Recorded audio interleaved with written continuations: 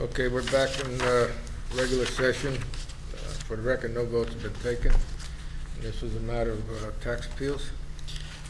Make a motion to approve the proposed settlement for 42 Squawbrook Road. Second. Okay, discussion. Hearing none, all in favor say aye. Aye. Aye. Thank you. I'll make a motion to approve the proposed settlement for Rogers Island, West Crib Island, Cut and 2 East, Old Adams House, 34 Prospect Hill Road, and Linden Point property as proposed by Town Council. Second. Okay, made and seconded. Discussion. Hearing none, all in favor say aye. Aye. Thank you. Next is to consider and appropriately approve a grant of conservation easement by the town of Branford to the Branford Land Trust, which is actually the Kaczynski property. We have a map here somewhere. This was discussed last meeting. It was also discussed at Finance. And what it really amounts to is giving a conservation easement to the land trust, in favor of the land trust, on this property. And the reason for that is, first, two reasons. One is that it remains in its present condition for perpetuity, as well as the fact that the land trust donated a significant amount of money toward this project, and it also piggybacks on the state of Connecticut conservation easement. So the land is pretty well protected on that. So moved. Second. All right, discussion. Hearing none. I just have a quick Go ahead. question. When the conservation easements are placed on this, is that indefinite or for? And also with the state giving money, they have an easement on the property as well? Or, yeah, if you want to just use that microphone. Sure, yes, the conservation easement, the one to the state and the one to the land trust, if you approve it, would be in perpetuity. Okay.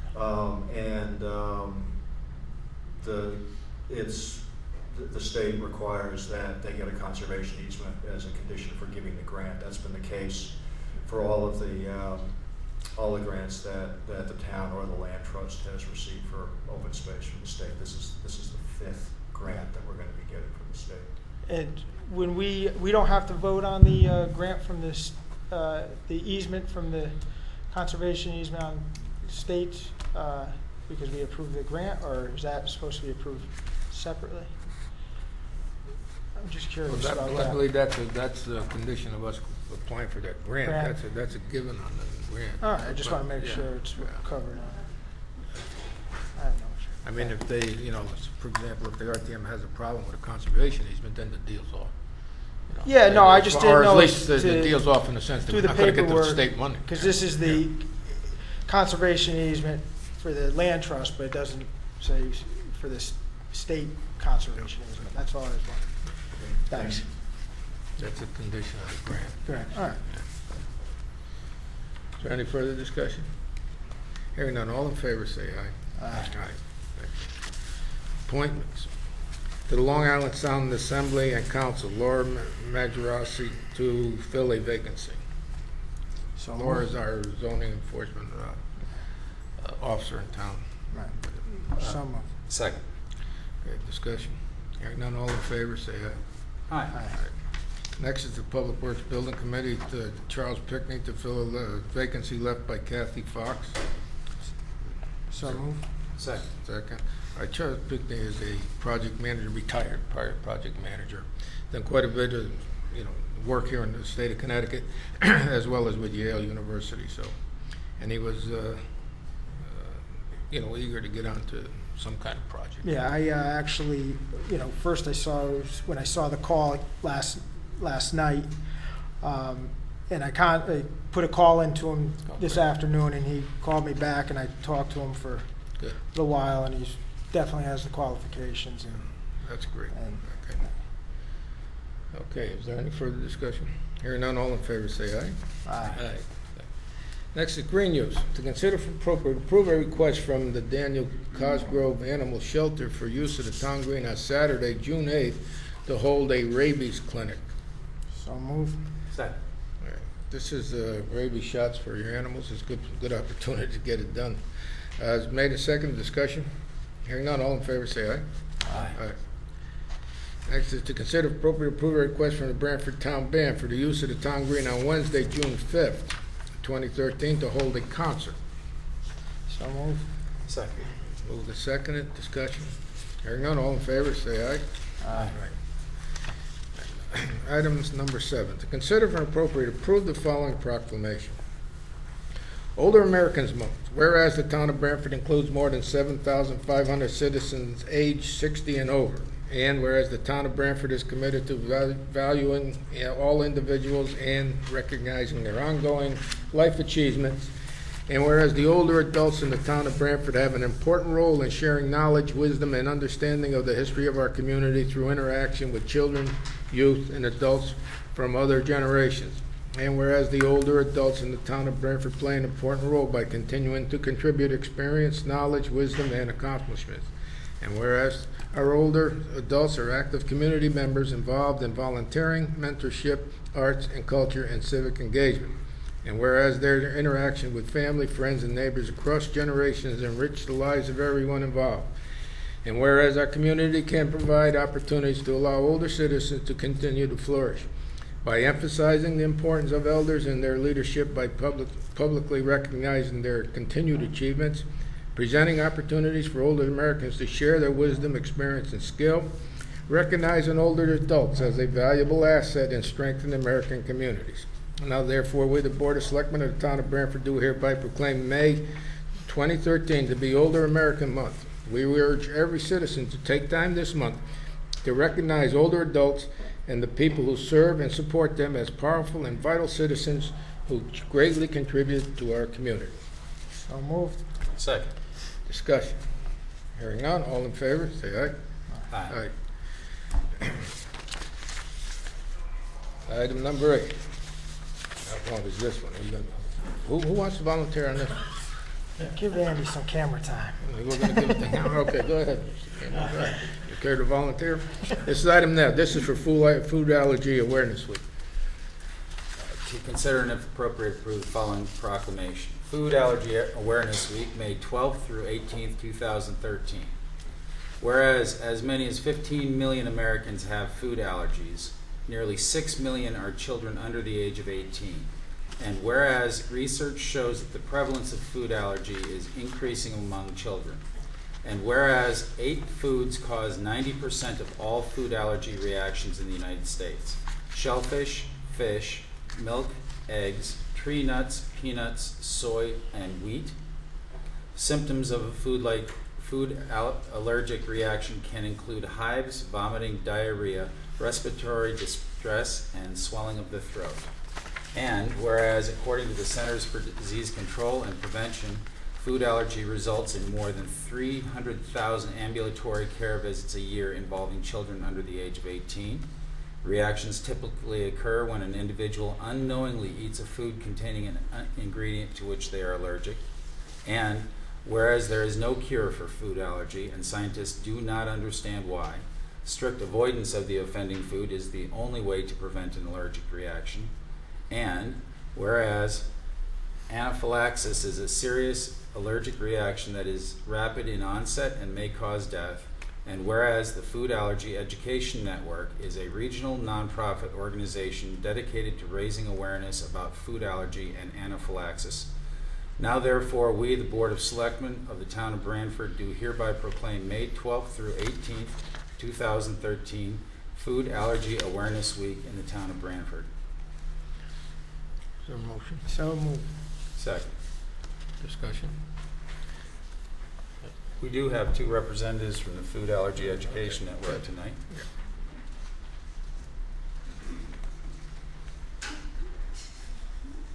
Bring the kids up. They'll be all right. They're shy for some reason. You sit there, you just use me. There's a mic right there. Yours, I think it's on the table. Yeah, if you sit at the table, you're fine. Welcome. Hi, thank you. Thank you very much. Well, you can waiting tell for us a little questions bit because you about were very your- good at asking me questions last year, so I was waiting for questions. No, thank you for reading that and for getting all the facts and information out. We really appreciate the town of Branford's commitment to families and children. And given that now we have, like you had said, 1 in 13 children with food allergies, it really is something that our whole community needs to understand. These children are at Taekwondo and on our baseball fields and in our schools, and if we want them to be safe and included, people really need to start to understand what food allergies are all about, and take the time to ask questions.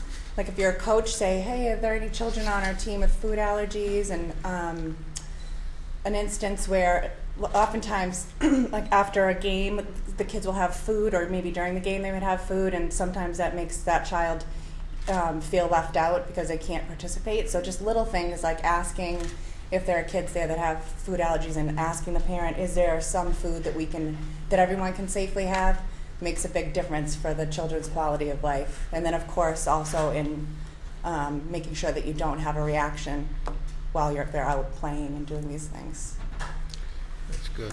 I did want to share something that we're really proud of this year. For Food Allergy Awareness Week, we sent packets of information including morning announcements, posters, and a food allergy handbook to every single district in the state of Connecticut.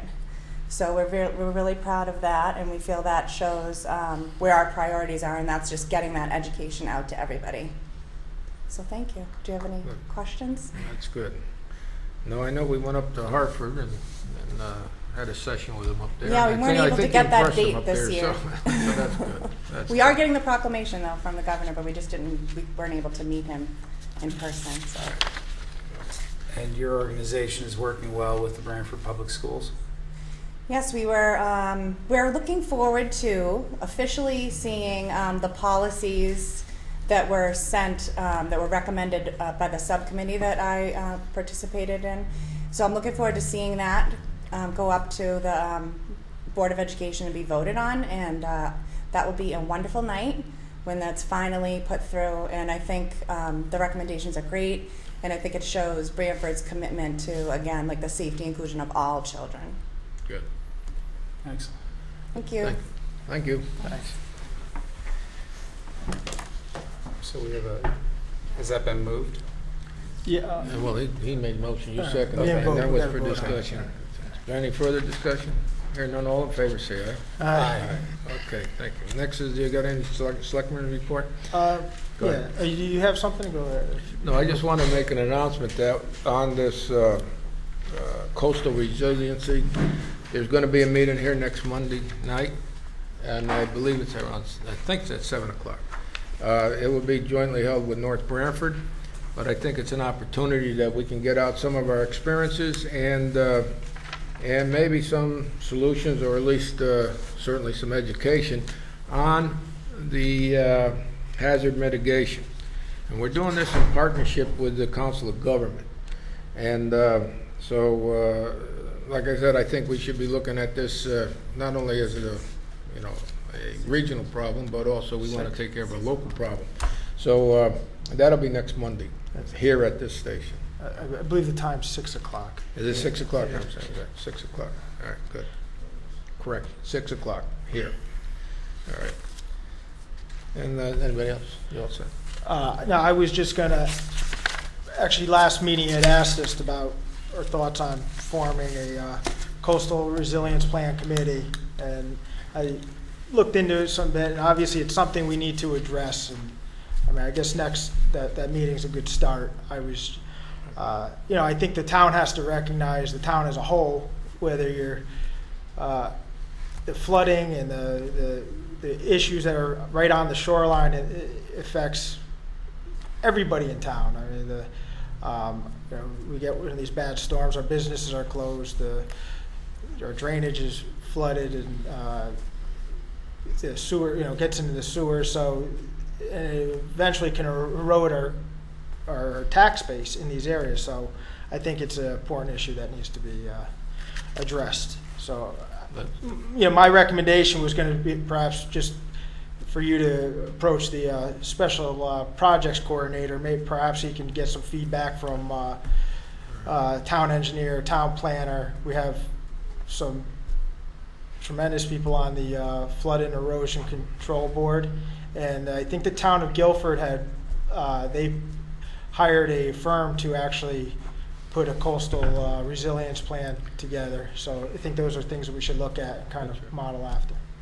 That's right, I agree on that, and thank you for that, Jamie. And probably this meeting on Monday would be a good place to get started, like you said. At least get familiar with some of the problems that are out there.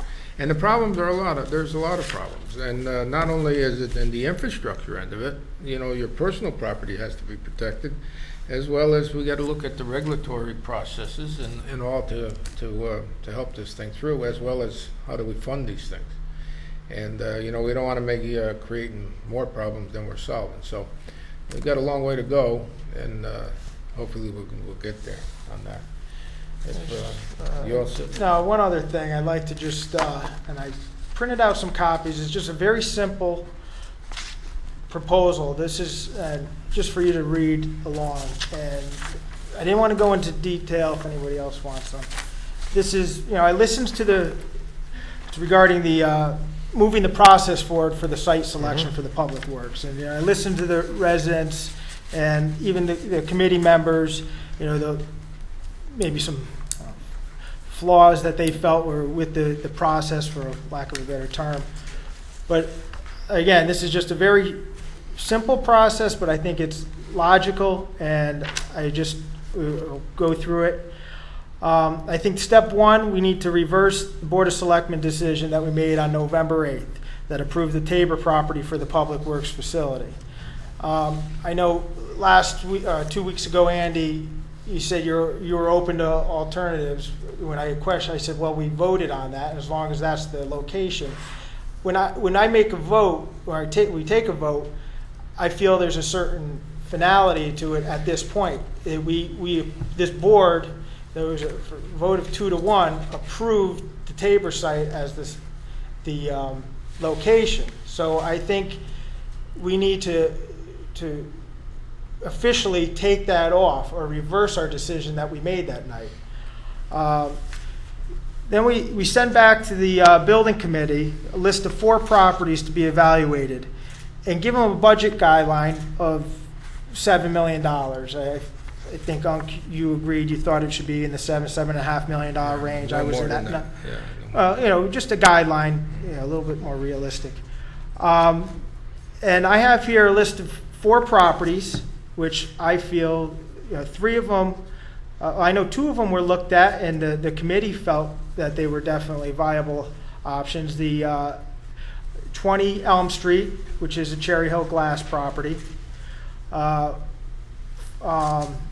779 East Main Street, that's the Bittersweet property. That's potentially 9 acres that abuts the transfer station property. One, I know they received a proposal. I'm not sure how far they evaluated it, but is 434 East Main Street. That's the vacant piece of property on Route 1, just west of the Tilcon Bridge. And the 4th property is the undisclosed location that you mentioned 2 weeks ago that you were looking into. I think, you know, send it back. And then one of the, I guess, you know, people question that you handpicked or you cherry-picked the committee, and so to kind of alleviate that concern, you know, there's 2 vacancies on that board. I would ask you to, or I would make the recommendations to the board, and we would vote on those 2 recommendations. 4th thing, really to have the building committee take another look at what we actually need. Why did we go from a 12,000 square foot facility to a 36,000 square foot facility? I want to just take another look at that. Have the, you know, all I heard was, well, this is what the consultants told us. But I feel the department and the directors know what they need. So I think that would be step 4. Step 5 would be the Public Works Building Committee evaluates the sites using a well-defined criteria. 4 things. The overall cost of on-site and off-site improvements. The site meets the department's operational needs. Their on-site and off-site operations. And what I mean by that is, one example is they're using a piece of the Tabor property now to store material. And I think that should end. So would that site then also meet that needs, or do we have other areas in town, perhaps we can use part of the transfer station property. I just think those operational needs need to be looked into a little bit further. Impact on the neighborhood, both the present impact, the neighborhood that's right there, and the future of that neighborhood. It was, that was one of the arguments about placing this basically industrial facility down in onto the Tabor property. You're kind of setting the tone, and so we're impacting that for future use. And then 4th, it would be the opportunity cost, which I brought up a couple weeks ago, which is basically the cost if we the alternative cost that we could be gained. Step 6, I want the committee to come back and present the findings from all 4 properties, the pros and the cons, and to the Board of Selectmen, and they can make a recommendation. But we haven't heard the other properties and the pros and cons. I don't feel in depth. I mean, it came out in some questioning, but it wasn't. It was. I think it needs to be open and up, and let us make them make the recommendation, and we make a decision based on all 4 sites. And then the Board of Selectmen approves the site, and we move the process forward. I think this is a logical process, and I hope you support it. Well, I can support this, Jamie, but I'm not willing to vote on this thing tonight. I'd rather look at these sites, and there's no reason that we have to repeal one to do the others. Once we find these things, and then we repeal them, we do it all at once. And then the rest of these items are very good, and this is what we've been looking at anyway. I just feel, and again, where I started to touch on it, right now, the position of this body is to put it down at Tabor, and that's what's been causing this basically debate going on for several months now, and causing us to be at a standstill. I think if we remove that from the equation, that property, and it kind of gives the community a sense that we're going to take an honest look at these other 4 properties. As long as that approval is in place and that's on record, that's where the body approved that is the site, there's going to be basically, I will say, a lack of trust, I think, that we're doing our due diligence on these other 4 properties. I don't totally agree with that. I think that we can do our due diligence on this, and then we can retract it and go for the site that makes it. I mean, I'm open to retracting that, but I'm not open to retract it now until we find out what these other sites are. So that's my opinion, anyway. My concern with reversing a previous decision and then going out and exploring properties is that I think that affects the marketability of these properties, especially since we've identified them here. And to reverse ourselves and cast ourselves towards a narrow list of properties undoubtedly is going to cause an increased demand, stated an increased demand, and that I think bumps the potential purchase price up. And so I think it may well be self-defeating to reverse the decision and throw out that baby with the bathwater and then say that we're open-minded to looking at a few other properties. Now that they've been identified, I think that we'd be driving the price up. And I don't disagree with the majority of this analysis, but I'm not ready to move on this tonight. And I would caution against retracting our previous vote only to move towards some specified properties, because I think that's it's putting aside a lot of work that's been done up to this point, and it would also be regurgitating some of the same information that we have on some of these properties at least. Because there has been due diligence on some of these properties. Well, it just, It's point well taken, I think, Jamie, that, you know, and I'll agree that we can go down these things. And this site over here, what we call the undisclosed site over there, I think its operation is going to work, and I want it to work. Going through an awful lot of work to make this work. Right? So, well, I think we can do this all at once. I just wanted to Selectman Campbell, these first three properties that I mentioned, the proposals were submitted with dollar amounts attached to them, and those three are a matter of public record. So to then say that it would drive the pricing, I don't think that would be necessarily Well, true. we're getting a lot closer than we were 2 weeks ago, and I'll tell you that. And we're going to continue to negotiate this and make this thing work. That's a commitment, and I want it to work. But I'm not going to do it this way, Jamie, at this time. Hopefully next week or next meeting we'll have some answers for you, and then we can pull that motion. But I feel uncomfortable doing it now. Are you still using the building committee? Yes. No, I'm just saying, even when I know you said you're working hard on this location. Yeah, they visited that. I know they did it singly. All right, then would you object to me bringing forward a couple recommendations to fill those two vacancies? I thought didn't I ask for that? But okay, go ahead. Yes. No, Well, we did one.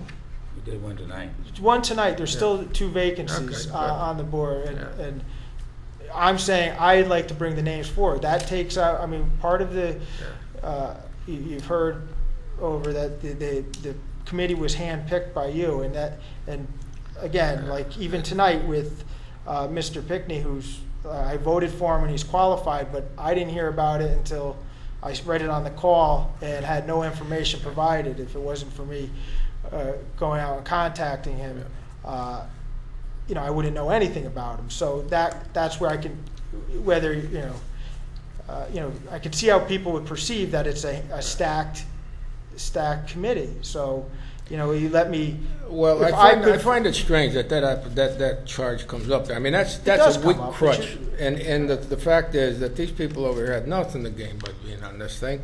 I didn't even know three of those people. No, but So, I mean, my you know, point is yeah. that this committee was put together, correct? Right. You found the people, you got them together. It was the Board of Selectmen voted on it.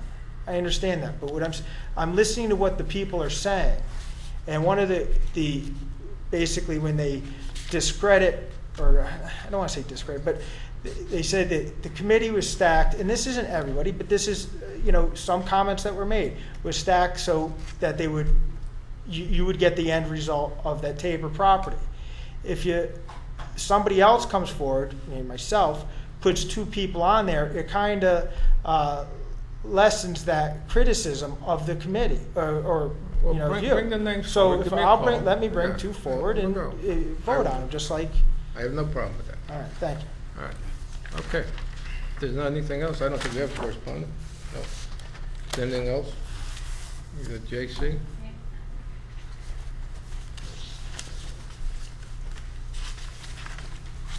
Good. Hello, gentlemen. J.C. Wyatt. Welcome back, Jamie. This is beautiful. I love it. It looks really good.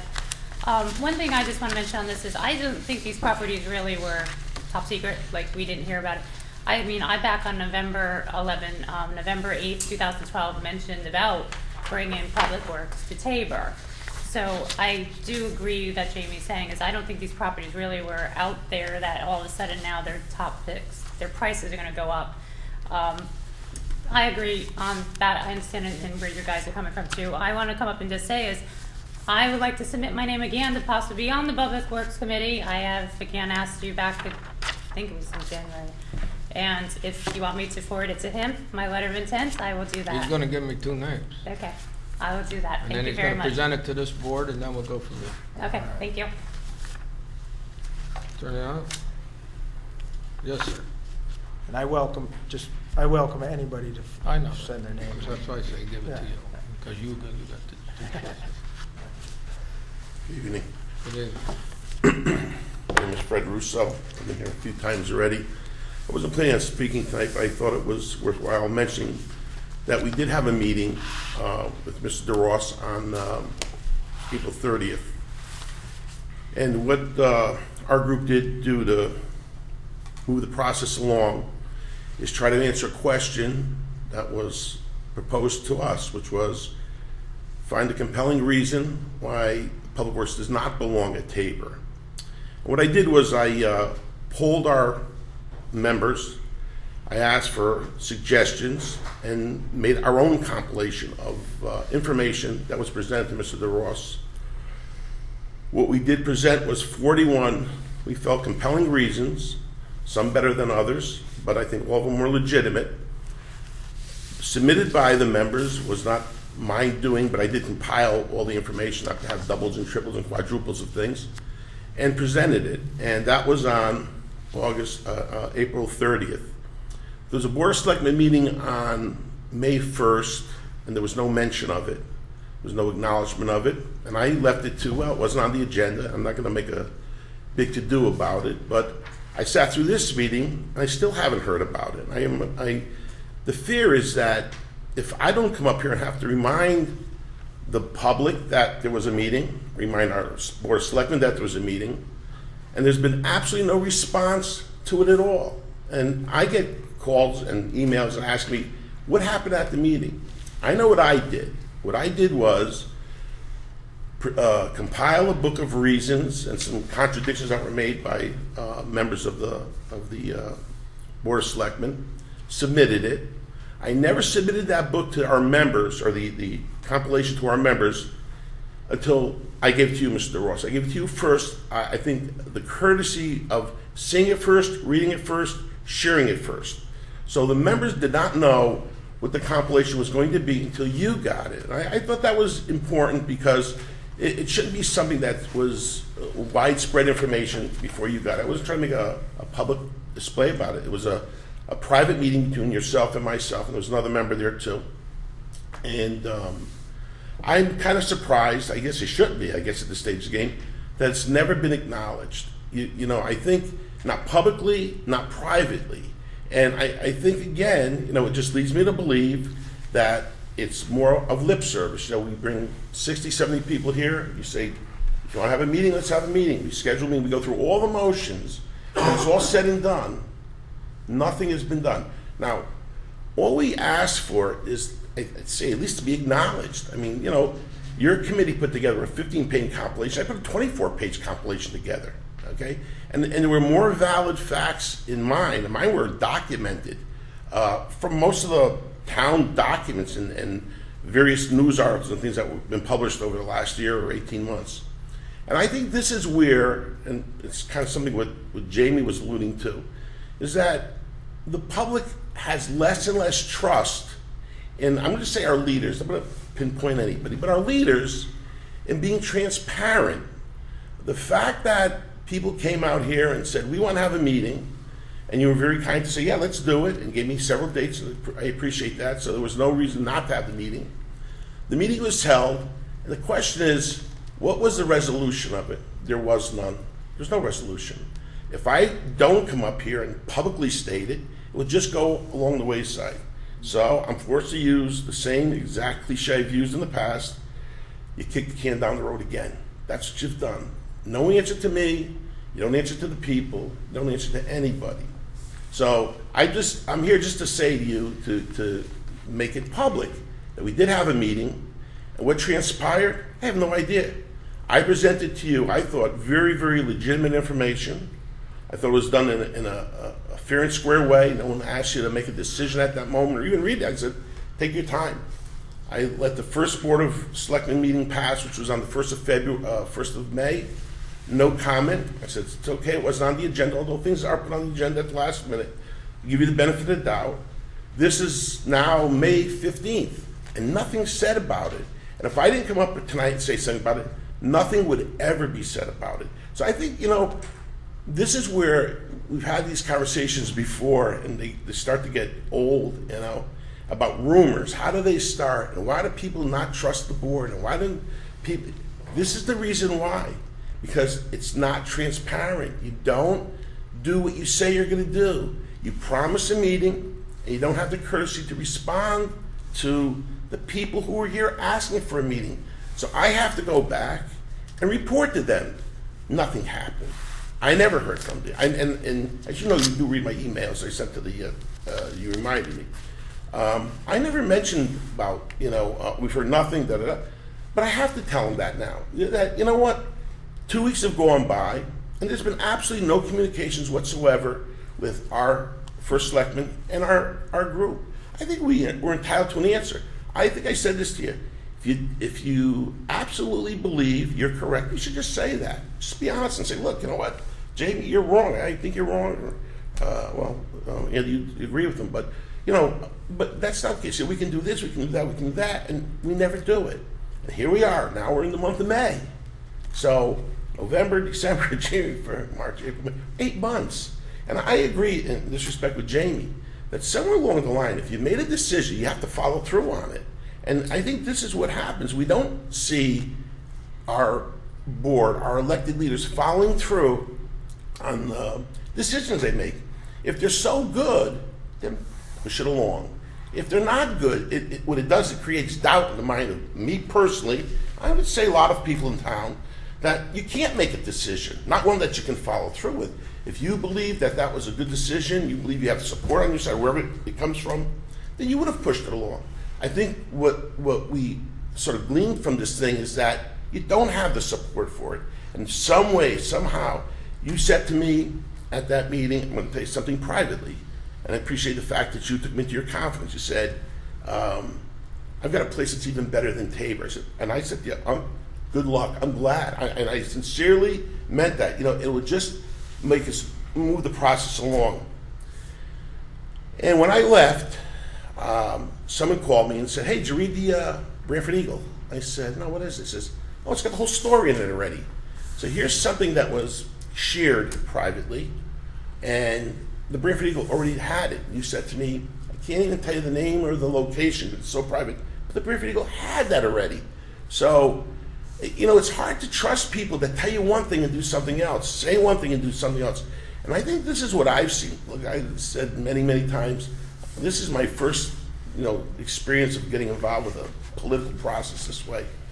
And it's terrible the way it works in this town. It really is. It's actually embarrassing for the people of this town. If you make a decision, then follow it. You made a decision, bring it forward. But if you can't bring it forward, take it with Jamie. Take it off the table. I've seen lots of things tabled in these meetings. This needs to be tabled. You haven't gotten the job done. Doesn't look like you're going to get the job done, quite honestly. And if you could, you would have had it done. And so, where does it leave residents in general? Where does it leave people like myself? It leads us to question the leadership or the lack of the leadership of our town. And I think it's terrible. I mean, I don't want to come before this board and sound like a complainer. But I'm not representing myself personally. I'm representing a group of people, known and unknown, quite honestly, that don't have the whatever to come to a meeting, whether it's age or health, whatever. But someone has to be their voice, and I try to be that voice, just to keep it real. And even myself, I'm discouraged by it. Am I going to go away? No, I'm not going to go away. And, the fact that, Mr. Rush, you're not going to be running, it's irrelevant. You know what? This is a town-wide issue. I think people have expressed legitimate concerns. I'd hoped that I'd gotten a call from you, and I think I give you 2 weeks. That's, I think, a fair amount of time. Say, listen, I read your report. Never heard that. I passed it around to some of my inner circle. Never heard that. So where is that report? Who knows? Whether you read it, I have no idea. But I think you could have had at least the courtesy to acknowledge it, and you never did that. So you asked one time, where do these rumors start? Right with you. You're the leader of the group. The rumors start with you, and you can put them to bed. You can, easy enough. Here it is. Do your job. I think that's what we're asking for. Don't tell us one thing and do something else. Tell Jimmy, I'm not ready to do this. And truth of the matter is, if someone were to look at these meetings of you, you're never ready to do anything. You say you want to do it, you have good intentions maybe. I'm not going to question that. I just talk about results, and I don't see any results. I think we deserve that. I don't think it's asking much for you to keep your word. Why shouldn't you? That's why you were elected. So I just want to say that, and that's why I said this publicly, you haven't addressed it, and I came up here tonight to address the fact that we have not heard from you about a report. And I see it as ignoring us once more. You said you want to work with the people. You gave us an opportunity to work with you. And what did you do? You did nothing. That's what I have to say. Mr. Russo? Arthur, Yeah. please. Would you be so kind to forward me this report that you compiled? He's got it. I don't know what the terms of your... Well, I read your report, Mr. Russo, and I read it all the way down until you got into the name calling. And you, There was no name and calling you, here. and There's no name calling there. Esther, and you tried to emulate Mr. Doherty down there. Mr. Doherty did it as a perfect gentleman, unlike I don't know who Mr. Doherty is. I know, but you're the one that we wanted to. You said you wanted to be just like him. Oh, all I said was, All right. in a joking Well, way, you're in not a just joking like him. way. But the fact is, when you left that thing, you knew I was looking at another site. Why didn't you report that to your people? Report what? That I was looking at that other site. It was already reported. It was in the Branford Eagle. Listen, there was at least 12 to 15 people that knew about this thing. My- I were already gone through to see if this parcel could even work. So there was a lot of people that But knew about It's it. not my job to pick the new site. I don't know where she got only this represent done. one point of view, All right. that it doesn't go to Tabor. Where you, look, I wished you good luck when you said I got another site. Hey, I was glad, All but right. when I went and found out They're that you working were on it. I don't know reported- what else you need to report to your people. Well, you tell me. Are you telling me? Go I'm not- back and tell them that. Tell them what?